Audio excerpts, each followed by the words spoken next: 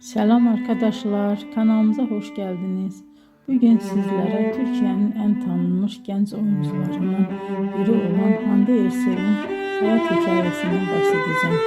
Hande Erçel 24 Kasım 1993 tarihinde Türkiye'nin Balıkesir iline bağlı Bandırma şehrinde dünyaya geldi.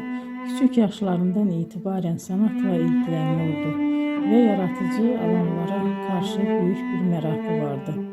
Daha sonra İstanbul'da Mimar Sinan Güzel Sanatlar Üniversitesi'nde eğitim aldı.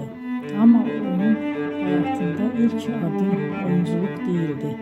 Hande Erçel kariyerine modellik yaparak başladı. Genç yaşta katıldığı güzellik yarışmaları sayesinde dikkat çekti ve kısa bir süre televizyon dünyasının kapıları ona açıldı.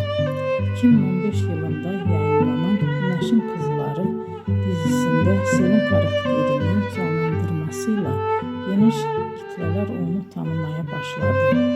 Bu rol onun kariyerinde önemli bir dönüm noktası oldu. Ardından birçok başarılı projede yer aldı. Bugün Hande Erçel sadece Türkiye'de değil,